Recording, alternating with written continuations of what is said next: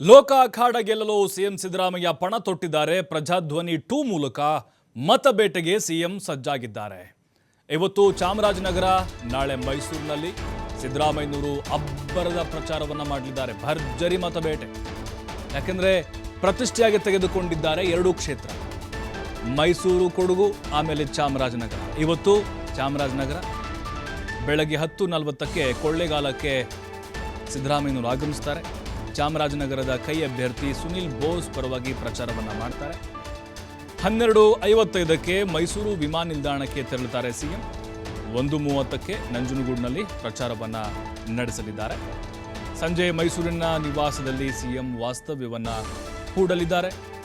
ನೋಡಿ, ಮತ್ತೆ 2 ದಿನಗಳ ಕಾಲ ಪ್ರವಾಸ. ಈ ಹಿಂದೆ ಕೂಡ ಒಂದು 7 ದಿನ ಅಲ್ಲೇ ಬೀಡು ಬಿಟ್ಟಿದ್ರು, ಸಭೆಗಳ ಮೇಲೆ ಸಭೆ ಮಾಡಿದ್ರು, ತಮ್ಮ ಅಭ್ಯರ್ಥಿಗಳನ್ನು ಗೆಲ್ಲಿಸೋಕೆ ಶತ ಪ್ರಯತ್ನವನ್ನು ಮಾಡ್ತಾ ಇದ್ದಾರೆ. ಬಟ್ ಈಗ ಪ್ರಜಾಧ್ವನಿ 2 ಯಾತ್ರೆ ಮೂಲಕ ಹೋಗ್ತಾ ಇದ್ದಾರೆ. ನಾವೇನು ಕೋಲಾರದಲ್ಲಿ ನೋಡಿದ್ವಿ, ಬೆಂಗಳೂರು ಉತ್ತರ, ಬೆಂಗಳೂರು ಸೆಂಟ್ರಲ್ಲು, ದಕ್ಷಿಣದಲ್ಲಿ ನೋಡಿದ್ವಲ್ಲ, ತೆರೆದ ವಾಹನದಲ್ಲಿ ಅಬ್ಬರದ ಪ್ರಚಾರ. ಆ ರೀತಿಯಾಗಿ ಸಿದ್ದರಾಮಯ್ಯನವರು ಚಾಮರಾಜನಗರದಲ್ಲಿ ಸುನಿಲ್ ಬೋಸ್ ಪರವಾಗಿ ಮತಬೇಟೆಯನ್ನು ನಡೆಸಲಿದ್ದಾರೆ.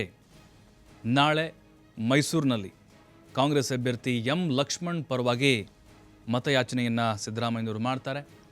ಅವರ ತವರು ನೆಲ ಆಗಿರೋದ್ರಿಂದಾಗಿ ಪಕ್ಕದ ಕ್ಷೇತ್ರ ಚಾಮರಾಜನಗರ ಮತ್ತು ಅವರ ಕ್ಷೇತ್ರ ಮೈಸೂರು, ಎರಡನ್ನೂ ಕೂಡ ತಮ್ಮ ತೆಕ್ಕೆಗೆ ಹಾಕಿಕೊಳ್ಳಬೇಕು ಅನ್ನುವಂತಹ ಒಂದು ಸಂದರ್ಭ ಬಂದಿದೆ. ಸವಾಲು ಕೂಡ ಹೌದು ಸಿದ್ದರಾಮಯ್ಯನವ್ರಿಗೆ. ಪ್ರತಿಷ್ಠೆಯ ಕಣ ಇದು. ಅಲ್ಲಿ BJP ಅಭ್ಯರ್ಥಿ ವರ್ಸಸ್ ಲಕ್ಷ್ಮಣ್ಣು ಅಥವಾ ಸುನಿಲ್ ಬೋಸು ಅಂತಲ್ಲ, ಸಿದ್ದರಾಮಯ್ಯನವರೇ ಅಖಾಡದಲ್ಲಿದ್ದಾರೆ ಅನ್ನೋ ಥರ ರಣಕಣ ರಂಗೇರಿದೆ. ಆ ಲೆವೆಲ್ಗೆ ಹೋಗಿದೆ ಈಗ. ಸಿದ್ದರಾಮಯ್ಯನವರು ಅದಕ್ಕಾಗಿ ಬಹಳ ಗಂಭೀರವಾಗಿ ತೆಗೆದುಕೊಂಡಿದ್ದಾರೆ ಈ 2 ಲೋಕಸಭಾ ಕ್ಷೇತ್ರಗಳನ್ನು. ಅದರಲ್ಲೂ ಮೈಸೂರು ಮೇಲೆ ಜಾಸ್ತಿ ಇಂಟ್ರೆಸ್ಟ್ ತೋರಿಸ್ತಾ ಇದ್ದಾರೆ. ಅವರವರ ಶಾಸಕರಿಗೆ ಈಗ 2 ಸಚಿವರಿದ್ದಾರೆ ಅಲ್ಲಿ, ಅವ್ರಿಗೆ ಟಾಸ್ಕ್ಗಳನ್ನು ಕೊಡ್ತಿದ್ದಾರೆ. ನನಗೆ ಲೀಡ್ ಬೇಕೇ ಬೇಕು. ಆಮೇಲೆ ಕೊಡಗುದಲ್ಲೂ ನಮ್ಮ MLA ಗಳಿದ್ದಾರೆ. ಜೊತೆಗೆ ಮೈಸೂರಿನಲ್ಲಿ ಹೆಚ್ಚಿನ ಸ್ಥಾನಗಳು ಕಾಂಗ್ರೆಸ್ಗೆ ಬಂದಿದ್ದಾವೆ.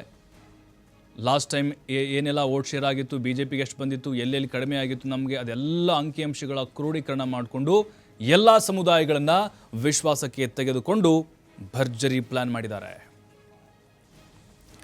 ಮತ್ತಷ್ಟು ಮಾಹಿತಿ ಪುನೀತ್ ನೀಡ್ತಾರೆ. ಪುನೀತ್, ಪ್ರತಿಷ್ಠೆಗೆ ತೆಗೆದುಕೊಂಡಿದ್ದಾರೆ ಸಿದ್ದರಾಮಯ್ಯನವರು, ಗಮನಿಸ್ತಾ ಇದ್ದಾರೆ. ಈ ಹಿಂದಿನ ಅವರ 2 ಬಾರಿಯ ವಾಸ್ತವ್ಯ, ಅಬ್ಬರದ ಪ್ರಚಾರ, ಈಗ ಪ್ರಜಾಧ್ವನಿ 2 ಯಾತ್ರೆ ಹೇಗೆ ಸಾಗುತ್ತೆ, ಏನೆಲ್ಲ ರಣತಂತ್ರ ಹೆಣೆದಿದ್ದಾರೆ ಮುಖ್ಯಮಂತ್ರಿಗಳು?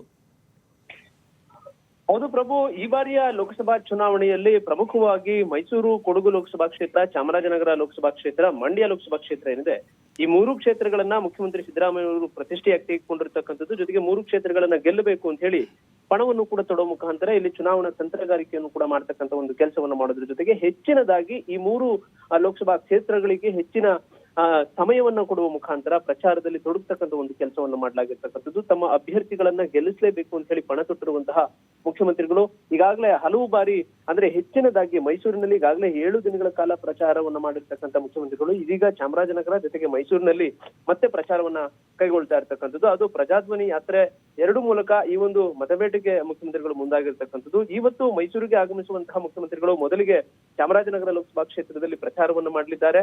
ಬೆಳಗ್ಗೆ 10:40 ವೇಳೆಗೆ ಕೊಳ್ಳೇಗಾಲಕ್ಕೆ ಆಗಮಿಸುವ ಮುಖಾಂತರ ಅಲ್ಲಿ ಪ್ರಜಾಧ್ವನಿ ಯಾತ್ರೆ ಏನಿದೆ, ಈ ಒಂದು ಪ್ರಜಾಧ್ವನಿ ಯಾತ್ರೆಯಲ್ಲಿ ಭಾಗಿಯಾಗ್ತಾರೆ. ಅಲ್ಲಿ ಚುನಾವಣಾ ಪ್ರಚಾರವನ್ನು ಮಾಡುವ ಮುಖಾಂತರ ಕಾಂಗ್ರೆಸ್ ಅಭ್ಯರ್ಥಿ ಸುನಿಲ್ ಬೋಸ್ ಏನಿದ್ದಾರೆ ಅವರ ಪರವಾಗಿ ಕ್ಯಾಂಪೇನ್ ಅನ್ನ ಮಾಡ್ತಾರೆ. ಇನ್ನು ಮಧ್ಯಾಹ್ನ 12:55 ವೇಳೆಗೆ ಕೊಳ್ಳೇಗಾಲದಿಂದ ಮೈಸೂರಿಗೆ ಬಂದು ಅಲ್ಲಿಂದ ಮೈಸೂರಿನ ವಿಮಾನ ನಿಲ್ದಾಣದಿಂದ ನೇರವಾಗಿ ನಂಜನಗೂಡಿನ ಕಳಲೆಗೆ ತೆರಳುತ್ತಾರೆ. ಅಲ್ಲಿಯೂ ಕೂಡ ಪ್ರಚಾರದ ಒಂದು ಕಾರ್ಯಕ್ರಮ ಇರತಕ್ಕಂಥದ್ದು. ಆ ಒಂದು ವೇದಿಕೆಯ ಕಾರ್ಯಕ್ರಮದಲ್ಲಿ ಭಾಗಿಯಾಗುವ ಮುಖಾಂತರ ಅಲ್ಲಿ ಸುನಿಲ್ ಬೋಸ್ ಅವರನ್ನ ಗೆಲ್ಲಿಸಬೇಕು ಅಂತ ಹೇಳಿ ಮತದಾರರಲ್ಲಿ ಮನವಿ ಮಾಡತಕ್ಕಂಥ ಒಂದು ಕೆಲಸವನ್ನು ಕೂಡ ಮಾಡ್ಲಾಗ್ತಾರೆ. ಜೊತೆಗೆ ಮಧ್ಯಾಹ್ನ 1:30 ವೇಳೆಗೆ ಮುಗಿತಕ್ಕಂತಹ ಒಂದು ಪ್ರಚಾರ ಏನಿದೆ, ಅದಾದ ನಂತರ ಸಂಜೆ 4:45 ವೇಳೆಗೆ HD ಕೋಟೆಗೂ ಕೂಡ ತೆರಳುತ್ತಾರೆ. ಅದು ಕೂಡ ಚಾಮರಾಜನಗರ ಲೋಕಸಭಾ ಕ್ಷೇತ್ರದ ವ್ಯಾಪ್ತಿಗೆ ಬರ್ತಕ್ಕಂಥ ವಿಧಾನಸಭಾ ಕ್ಷೇತ್ರವಾಗಿದೆ.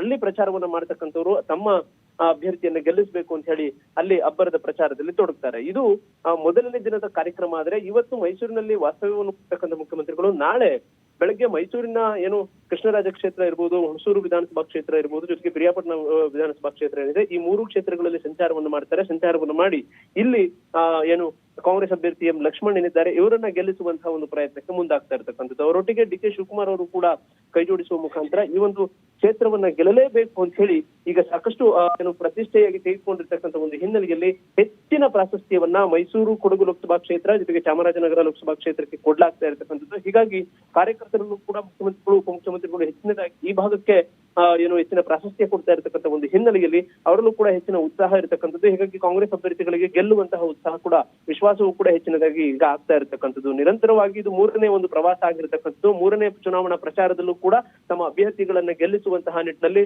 ಸಮುದಾಯದ ಒಂದು ಲೆಕ್ಕಾಚಾರಗಳಿರಬಹುದು, ಜೊತೆಗೆ ಇರತಕ್ಕಂತಹ ಹಾಲಿ ಶಾಸಕರುಗಳಿರಬಹುದು, ಈ ಎಲ್ಲಾ ಕ್ಷೇತ್ರಗಳ ವ್ಯಾಪ್ತಿಯಲ್ಲಿ ಇರತಕ್ಕಂಥ ಅವರ ಅಧಿಕಾರಿಗಳಿಂದ ಅಂದ್ರೆ ಅವರ ಅಧಿಕಾರದಲ್ಲಿ ಇರ್ತಕ್ಕಂಥ ಅವರ ಪಕ್ಷದ ಮುಖಂಡರುಗಳಿದ್ದಾರೆ, ಇವರೆಲ್ಲರೊಡಗೂಡಿ ಅದ್ದೂರಿಯಾದಂತಹ ಪ್ರಚಾರದಲ್ಲಿ ಈಗ ತೊಡಗ್ತಾ ಇರ್ತಕ್ಕಂಥದ್ದು. ಥ್ಯಾಂಕ್ ಯು ಪುನೀತ್ ಮಾಹಿತಿಗಾಗಿ.